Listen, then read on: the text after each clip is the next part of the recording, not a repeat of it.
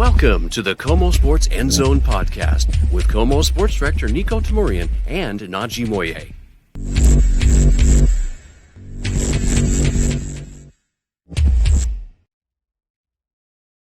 How's it going, 12s? Yeah, the Seahawks get the win they needed over the Tennessee Titans, 30-24. There's some things to unpack here. The Seahawks got the win they were supposed to, right? But there's a few things to take away from this positively. There's a few things to work on this, maybe things to clean up, we'll call it, moving forward. So let's hop into it. Let's start with the positive, okay? The Titans, you can look at that record, okay, now 1-10 and everything like that, and be like, oh, this was an expected win, and certainly it was, but they had been playing teams tougher lately, and we saw the fight in this team down the home stretch. They're rapidly improving, even if they're not doing anything this year. So it's the NFL. I like to say they all drive Mercedes or they all make millions or something close to it, whatever you want to say. So they're all pretty darn good football players in that perspective. But let's look at some individual things. What I really liked in this game from the Seahawks, first of all, is that ability to really just move the ball the way they did. And by that, I mean, they were up 23-3. I mean, they were kind of moving it unimpeded. And when you talk about that, you have to start with Jaxon Smith-Njigba and Sam Darnold. The connection is real. JSN now over 1,300 yards. He broke DK Metcalf's single-season Seahawks receiving record yard. And he still has 6 more games to play. That's the kind of season we're talking about from JSN. All of the Seahawks receivers over the years, and there's been some good ones, really good ones. JSN has the record with 6 games to spare. Really incredible when you think about it in that perspective. And so that's where it starts, right? This offense is really something special. The fact that we're sitting here lamenting that they scored 30 points in some respects, we'll get to that in a minute, is a really special deal with this team. You know, the ground game continues to sort of gradually improve, and I won't say steadily, I'll say gradually. I am a fan of Kenneth Walker III getting more touches now. That's not a knock on Zach Charbonnet. K9 just a little more dynamic. Charbonnet certainly provides plenty of value, pass protection, short yardage. Although I'd argue K9's just as good in short yardage, but I like to see that growing as well. And let's talk about that Seahawks defense. We just talked about Cam Ward, the former Coug. Not an easy guy to bring down.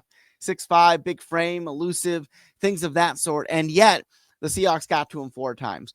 And they had a few, the Titans had some 4th down conversions. Okay, we know that. But there were some that kind of, when they counted early, right, when this game was still a lot closer than it ended up being at the end, the Seahawks got the 4th down stops they needed. Now there's, again, some stuff to clean up there. We understand that.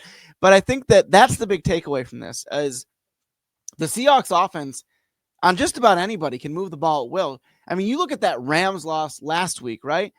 Yeah, sure, they lost the game 21-19, but they outgained the Rams by 165 yards. They had over 400 yard total offense. The issue was they were kicking field goals. The issue was Darnold threw the 4 interceptions. And that brings me to my next point. The idea here that Sam Darnold cleaned a lot of things up. 2 touchdowns, no picks. And we saw the defense that he got from Ernest Jones in that press conference last week. Jaxon Smith-Njigba, without the profanity, as fun as that was, saying something similar this week. Hey, we've got Sam's back. This guy's special. Things of that sort. That's the overall theme I like with this team, is that every time they've lost this year, Mike McDonald doesn't want to use the term bounce back because it's not like they're resetting. They're kind of just staying to it. And that's a great point to make. But they find their footing pretty quickly, I guess is the way to say it. They lost the season opener to the Niners, then they won 3 in a row. They lost that crazy game to the Bucs at the start of October, then they won 4 in a row.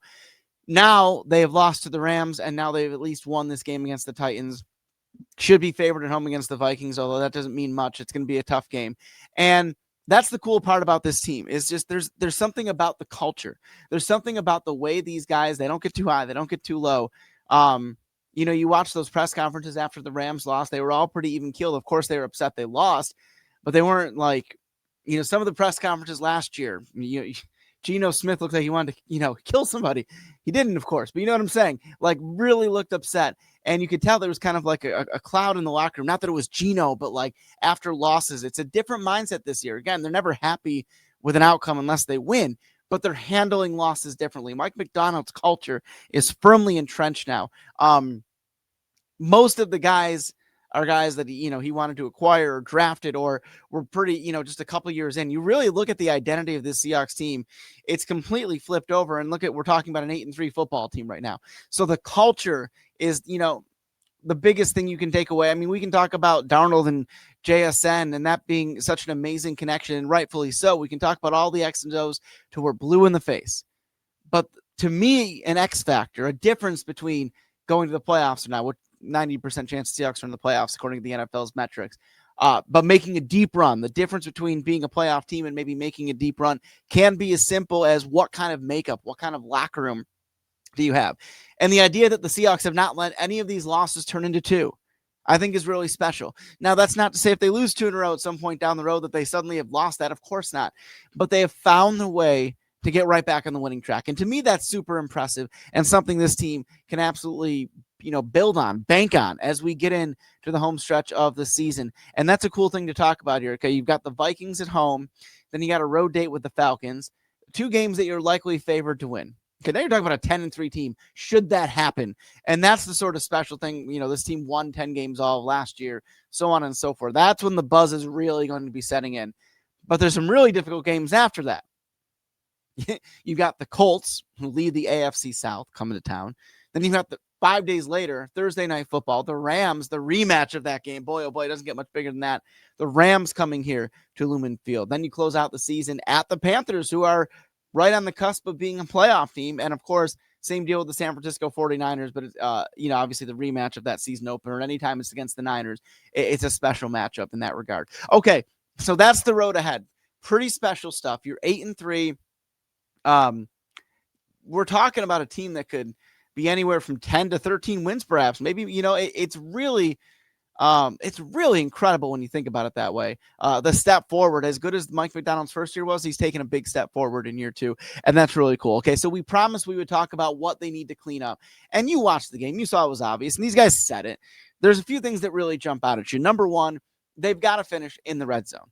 2 straight weeks, they've had success moving the ball, but it resulted in a lot of field goals. Okay, last week against the Rams, it was 4 field goals for Jason Myers.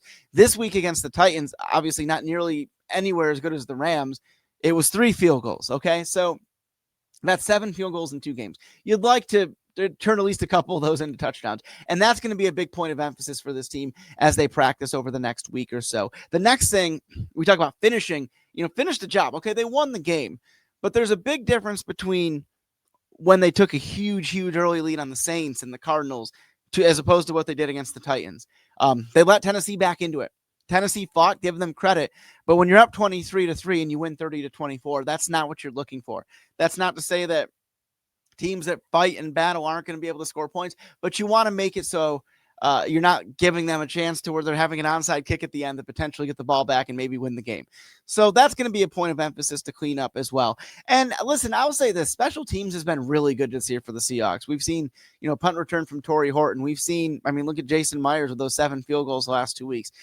There's a lot of good things going on with special teams, but one of the things we saw from the Titans was Chimere and DK getting the 90-yard punt return for the touchdown. You can't have that, especially when you're up 23-3. It gave the Titans the kind of spark they needed to get back into the football game. And while it didn't really feel like they were totally back in it until the end, it was a little bit of a slog at the end. And so those are the 3 things to clean up. Finish in the red zone, finish the game, and also clean up some of those things like an idea where an explosive play, even if it's on specials, can turn this game around. That'll be a big difference. So the week ahead, Mike McDonald, Monday press conference, always a cool way to kind of transition into the new week. And then, of course, you're talking about a Minnesota Vikings team that is kind of interesting to watch right now. They were without J.J. McCarthy for a bit. He's back, but they're still struggling, and we saw that this past weekend. The Seahawks are at home, where they haven't played as well, but they still play some pretty good football.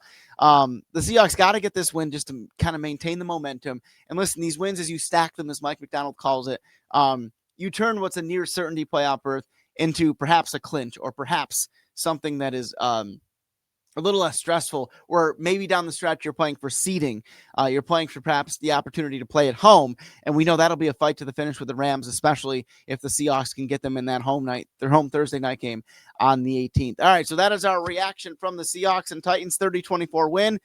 A lot of good, some things to clean up, but a win is a win in the NFL. You take it any way you can get it. So, of course, thanks for checking out the KOMO Sports End Zone. You can check us out. We do our game preview every week. That's always a lot of fun. And, of course, as always, thanks, 12s. Go Hawks.